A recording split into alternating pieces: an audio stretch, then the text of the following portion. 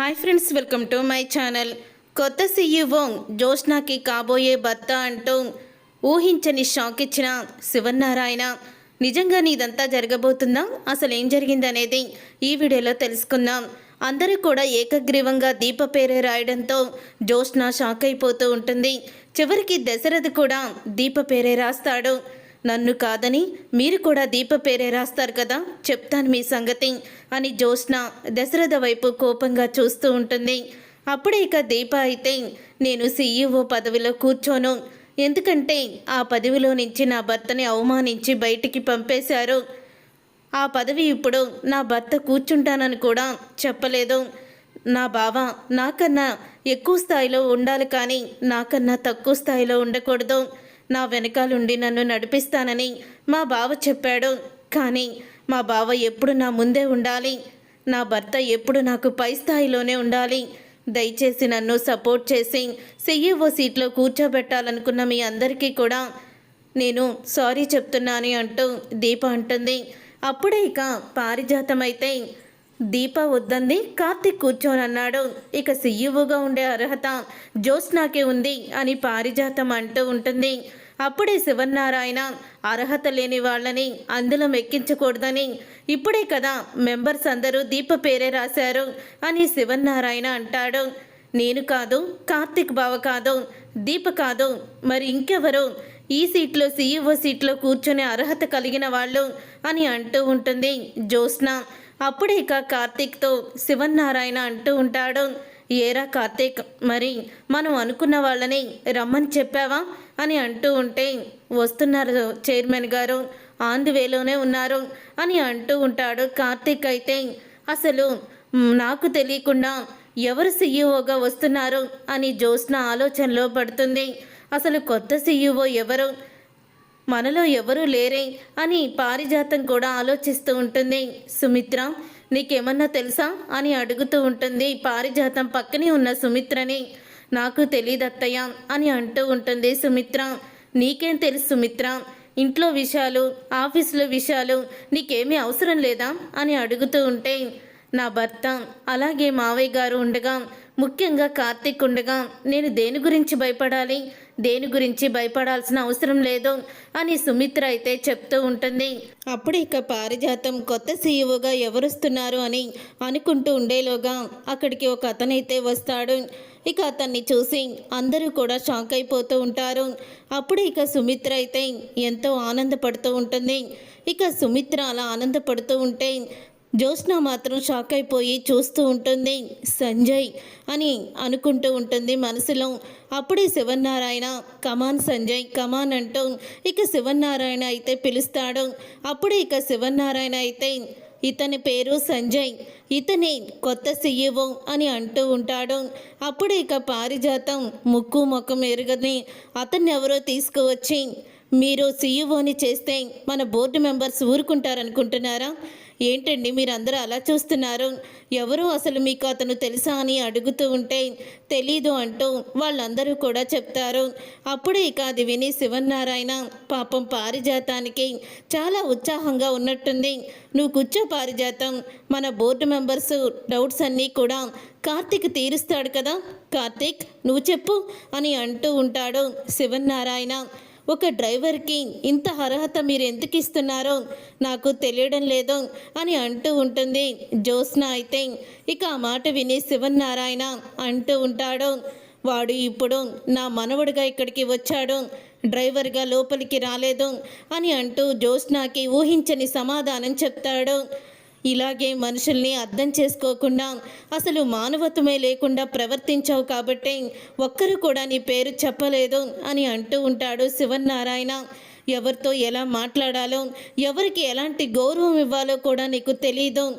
నువ్వు నా మనవరాలు అని చెప్పుకోవడానికే నాకెంతో సిగ్గుగా ఉంది అని శివన్నారాయణ అంటాడు.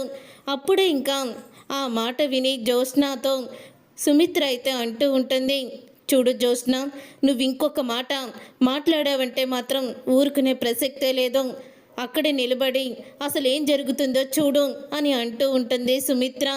అప్పుడు ఇక శివన్నారాయణ అయితే, ఇతని పేరు సంజయ్, ఇతను ఎవరో కాదో మా సుమిత్రకి స్వయాన అన్న కొడుకు, అంటే మా సుమిత్రకి మేనల్లుడు. ఇతను అమెరికాలో గ్రాడ్యుయేషన్ చేశాడు. అలాగే అమెరికాలో ఇతనికి రెస్టారెంట్స్ కూడా ఉన్నాయి అని అంటూ ఉంటాడు శివన్నారాయణ. అప్పుడు ఇక ఆ మాట విని అందరూ కూడా క్లాప్స్ కొడుతూ ఉంటారు. ఇంతలో ఇక సుమిత్ర అన్నయ్య వదిన యాక్సిడెంట్లో చనిపోయారు. కానీ సంజయ్ మాత్రం ఎంతో ధైర్యంగా ముందుకు అడుగు వేస్తూ సక్సెస్ఫుల్గా తన గ్రాడ్యుయేషన్ని పూర్తి చేసి బిజినెస్ మ్యాన్గా ఎదిగాడు. సంజయ్ని చదివించి ఇంతటి వాణ్ణి చేసింది సుమిత్రే.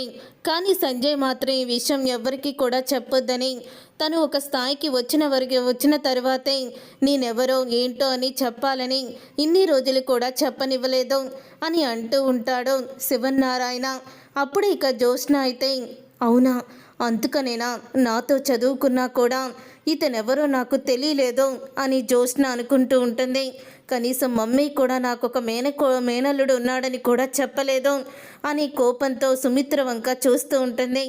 ఇతన్నే నేను సీఈఓగా ఎందుకు పెడుతున్నానంటే ఇతనే నా మనవరాలకి కాబోయే భర్త.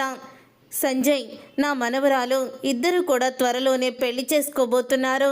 ఇతను మా ఇంటికి మేనల్లుడే కాదు, కాబోయే అల్లుడు కూడా అని అంటూ నిజాన్ని బయట పెడతాడు శివన్నారాయణ.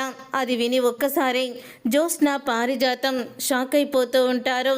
తాత అని అంటూ ఉంటుంది జ్యోత్స్న. మనం ఇంటికి వెళ్ళాక మిగతా విషయాలు మాట్లాడుకుందాం జ్యోత్స్న. నేను ఇంకా చెప్పాల్సింది చాలా ఉంది.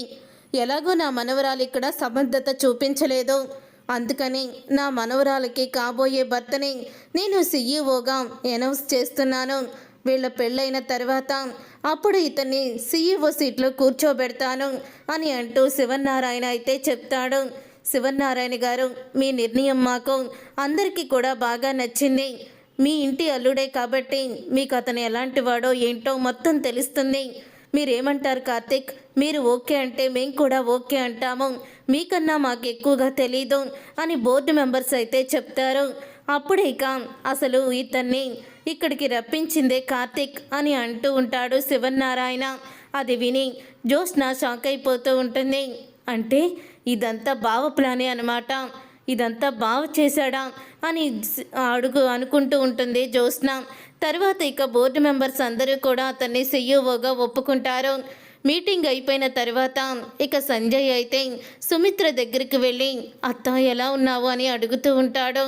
నేను చాలా బాగున్నానురా, ఇన్ని సంవత్సరాలకి నోరారా అత్త అని పిలిచి నా మేనల్లుడు అని చెప్పుకొనిచ్చావు అని అంటూ ఉంటుంది సుమిత్ర అయితే.